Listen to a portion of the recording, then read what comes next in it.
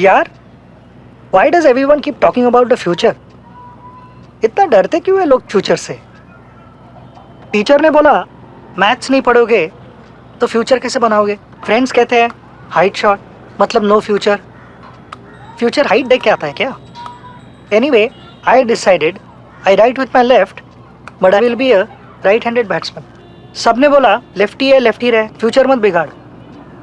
पण मला हाच स्टान्स आवडतो. ग्रिप तो सही रहा, स्ट्रेट ड्राइव भी सही लगा, and I will get better at it. I will practice and practice and practice. I am not afraid of the future.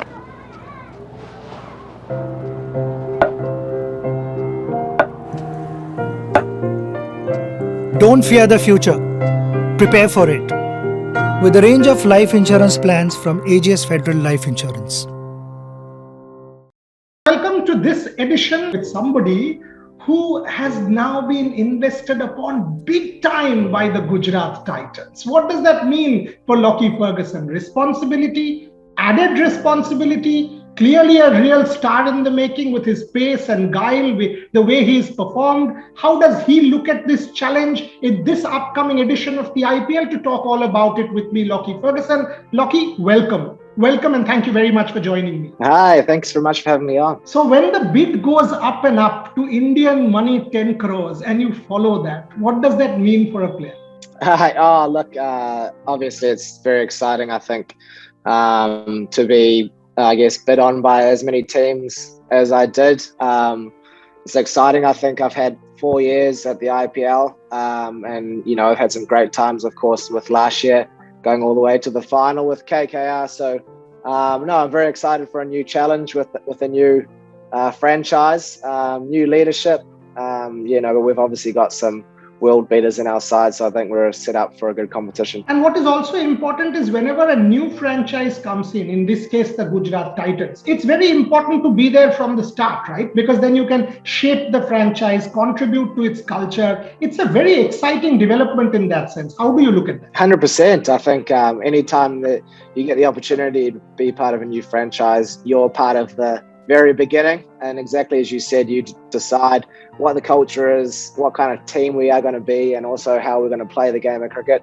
But I think, to be fair, if you look around the other teams, because of the mega auction, there's been such a big spread out of players, moving of players. So I think a lot of teams sort of starting more or less from the beginning as well with this year's IPL. Correct. And in your case, to go back to your team, the Gujarat Titans, I mean, when you look at that squad, and I've got it right in front, there's Hardik, you, Shubman, David Miller, some Matthew Wade, some serious talent there. Serious talent. How do you look at the overall squad, Lockie? It's got pace, Mohammad Alzari Joseph, Mohammad Shami. It's got spin. It's got quality batters, quality, in every sense, it's a solid team. How do you look at the squad? Yeah, I think it's a phenomenal squad. I think the support staff have done an excellent job at pulling together a team that looks fantastic on paper, but as well with having played against them a lot, they're all really good blokes as well who want to work really hard towards winning each game of cricket, enjoying their time together, which is obviously very important in building that team culture, and of course, hopefully striving for that finals day. But I'm really excited. I leave in about 10 days or so excited just to get over and be amongst the team and see what kind of plans we have set up for the season, and I'm sure we'll have a lot of fun along the way. And when you have somebody like, say, Mohammad Shami at the other end to back you up, international experience, so much of success at the international level, also somebody like an Ashish Nehra, who I had the opportunity of speaking to, when you have somebody, as part of the coaching staff and as head coach, does that help as a fast bowler to have such interlocutors to talk to exchange ideas? Oh, 100%. I think Mohammad Shami's had some of his best games, unfortunately, against the Black Caps. So I know all too well how good a player he is. But he shows up every game and he seems to be able to be a robot-like player in terms of hitting his Yorker. But of course, he's so dangerous up front. So to have that experience at the other end, a guy who's played for India for such a long period of time and continues to grow his game and want to be a better player, is going to be fantastic. So looking forward to learning a lot about how he plays cricket in India and hopefully learning off him to try and improve my game when I play over there in India. But certainly it builds a lot of confidence in me knowing that I've got a bowling partner at the other end. And of course, you can't talk about our team without talking about the likes of Rashid Khan with the way he goes about his business. So excited to get to know him a lot better. But I think the list goes on amongst our team. Hardik Pandya is one of those superstars I've always wanted to play alongside, and I always quite like it when I'm not having to bowl to him. So it'll be fun getting skippered by him through this competition. But yeah, certainly once we get amongst each other in the next few weeks, will be great. Lockie, now come to pace. You means 150 Ks. That is a rare quality. If I look around the cricket world at the moment, I can hand count the number of people who are able to bowl at 150 kilometers. However good you are, and everyone tells me this, 150K will rattle batsmen. Talk to me how important pace is for somebody like Lockie Ferguson. And to be able to consistently do that over a period of time, 4 years, 5 years, is incredible. So talk to me about that.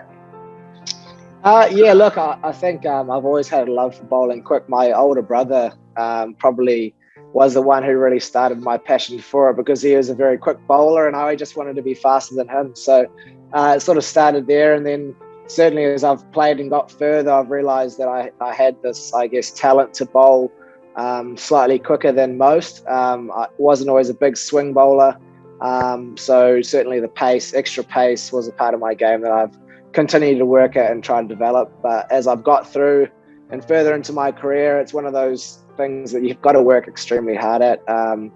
As you said, it's not an easy thing to do for long periods of time. So putting in the work in the gym, looking after your body, making sure you get rest when you can, and then you're sort of all guns blazing when it comes to game time. So yeah, it's not an easy road, but I do love it, and certainly getting in front of sellout crowds, which I'm not sure what the crowds will be like this year at the IPL, but certainly the IPL crowds of the past I've played in front of have given me that sort of extra bit of electricity to bowl a bit quicker. So yeah, looking forward to obviously playing in Mumbai and Pune, notoriously good places for quick bowling, so it should be exciting. Yeah, you've actually given me two of my next questions. One, you mentioned fitness, for a fast bowler, because it's against the very norm of the human body to be able to bowl 150. So how important is, that whole drill of sports science, fitness cult? And can you give me a sense of how Lockie Ferguson trains to be able to maintain that level of fitness to be able to bowl 150? That's question number one.